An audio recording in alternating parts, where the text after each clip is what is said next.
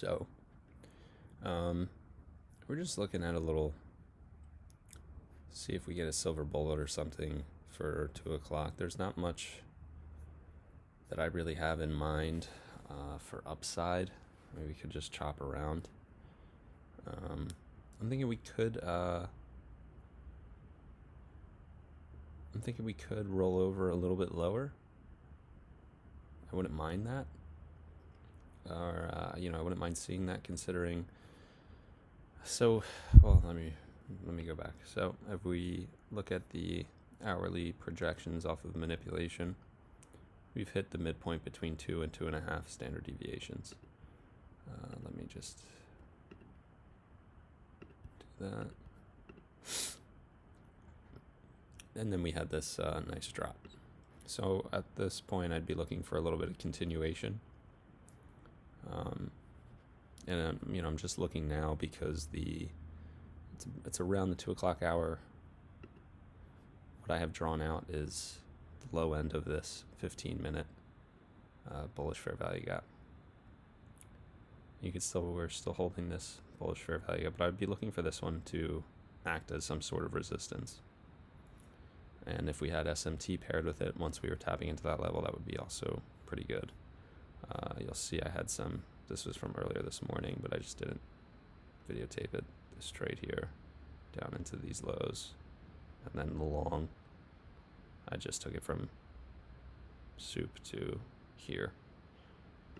But let's get out.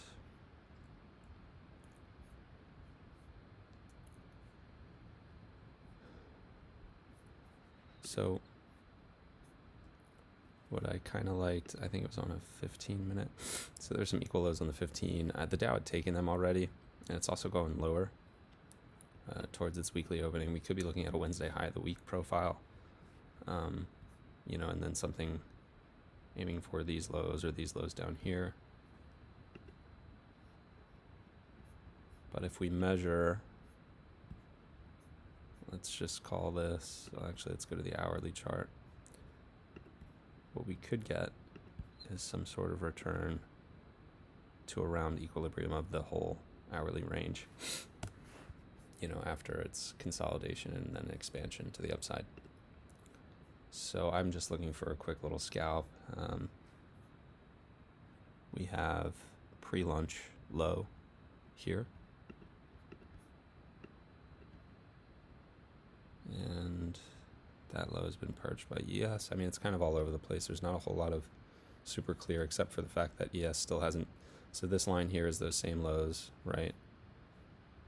As NASDAQ here and here. So we're just seeing if we can get some sort of downside continuation. And so the lunch hour, we did go up, took stops. The only thing I'm not crazy about is that the Dow has been, moving lower already.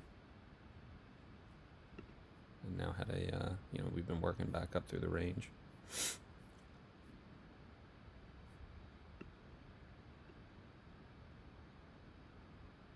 So we're just kind of keeping an eye out.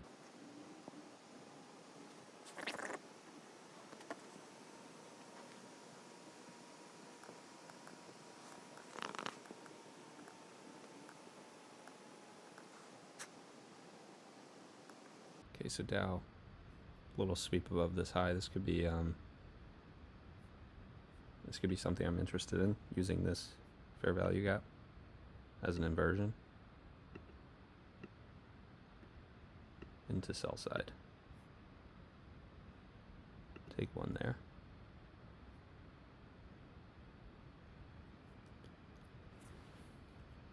And again, all we're looking for is something like from here to clear out these lows. So it's a little 20-point scalp. Let's look on the 2-minute, 3-minute. Okay, so we have this little bullish fair value gap, little BISI there, in which I can mark out with some of these. I'll just go like that, and like that. Right. If it it wants to return up into there, that could be a potential add. But I would like to see the 3-minute close. That's good. And then if we can get a return, that would be a potential add. Now as far as stop goes, let's just put one here, sell limit.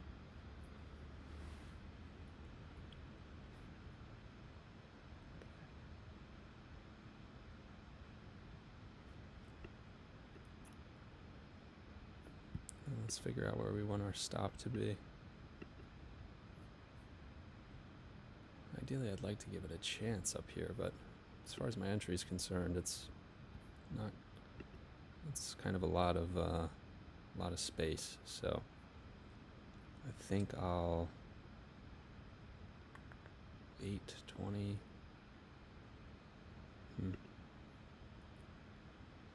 Just put that there. Put 2 because if it's going to go towards that, we're going to get filled at 13 anyway. So not bad. It's like about a 7-point stop from the second, from the add, and then around a 12-point stop. 12.25-ish from the first. So that wouldn't be terrible in terms of risk. And then if we, I don't know, probably would be around here for our average, and our stop would be above that high, so a little over 2.3 R. That's not too bad, right? And we could imagine that Dow either wants to trade into this wick, or it wants to trade back into the weekly opening price, which is down here. We have ES also, a contender for this low here, which would be all the way down here. So we'll see. Just gonna let this trade play for now.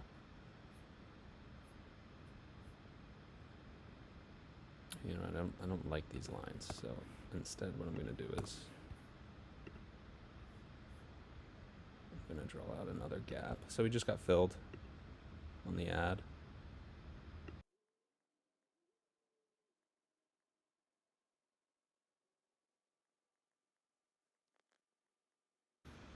Looks like it's going for the stop. Now if it goes for the stop and creates SMT,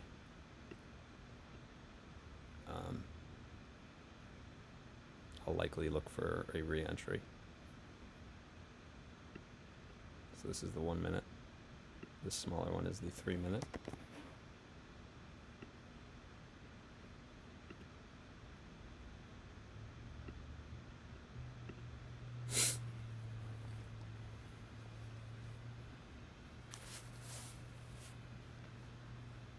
So far it looks like the strength is on NASDAQ's side.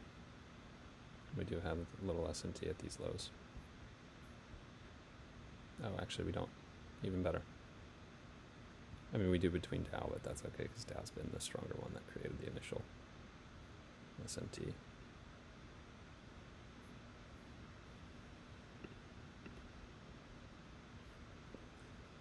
All right, so that's not great. We've broken below and then quickly reclaimed, right, with a break back above and a hold. Right, now we're using that 3 minute. That's something I don't like to see. So for that reason, we're going to peel one of the contracts off. And what we'll do is we'll move that to there. We'll just hang tight.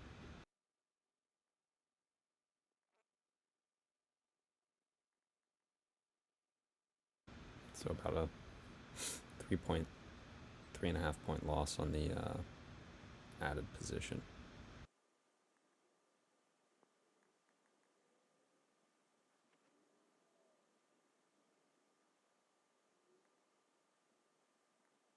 Dow looks like it wants to creep into this fair value gap.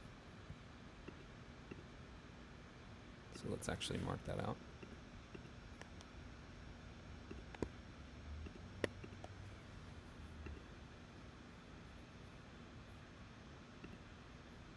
So we're just chopping around at this point. Whenever we're playing with the fair value gap like this, it's just chop. I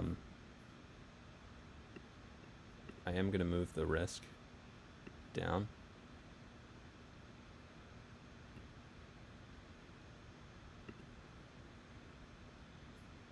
Bouncing off that 1.5. I'm tempted, so to manage the trade, I am tempted to move the stop into where I'm flat, right, for the overall position size, and I think I'll do that once we take that low. Yep. So what I say, 3.5 points, which means we need to go down to 950. Let's call it 9 even.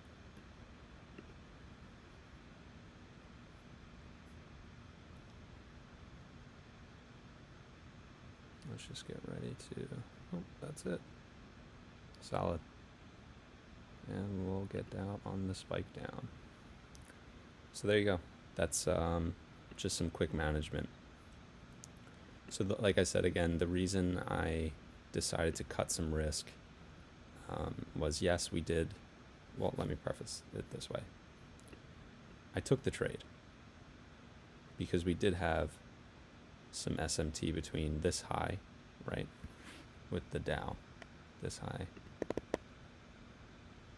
and this high. So let's use that. Right, so we had SMT with the Dow here, and the Dow took those same highs. Very shallow, but nonetheless, it took them. So I entered the trade on an inversion of this 1 minute, right? Then we went to the higher time frame, 3 minute, to look for what we wanted to see. The close below was good, but then the quick reclaim in the next candle, that's like a personal rule of mine. I don't love to see that. That usually means I could be wrong. And then I'm thinking, well, maybe the SMT before the move down has to be created between ES and NQ and not just the Dow and ES and NQ. So for that reason, I decided to cut one, because if NQ is the one that's going to take the high, that's where my stop was anyway. And originally my idea was that we can come up and test this high. Now, when we got to it, I wouldn't have wanted to see it purge the high, with any sort of real relevance. I would have wanted to see it just kind of hit it and then get brick, like walled off, perfect touch, and then a puke down. That would have been a good signal. But because we reclaimed it, and I decided to cut risk on the added contract, because the whole reason I was adding that contract was based on that premise that this 3 minute, right, is going to be used as a clean inverted level. We instead chopped around a little bit in it. So I cut the add for a loss of 3.5 points, and then we had the total gain.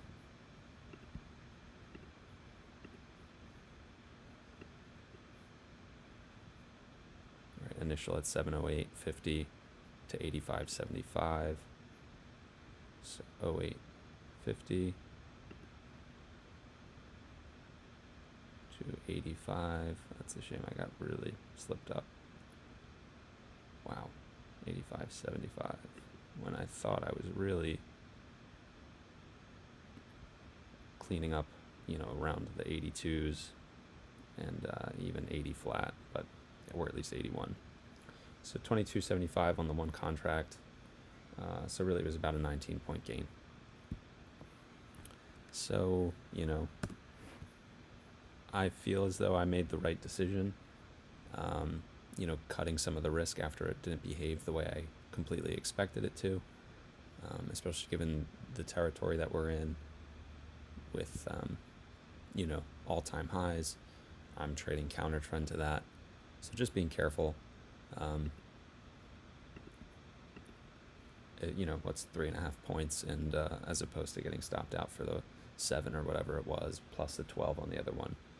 So to me, that's sound risk management, and still you can come away in profit, managing the risk that way. So that's it. That's the trade. So now we're continuing a little bit lower. We could be headed down to the 58.80, and then, that midpoint, wherever it is. I think I must have gotten rid of it.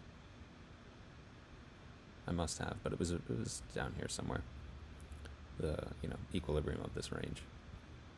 So not bad, not a bad trade. And had I had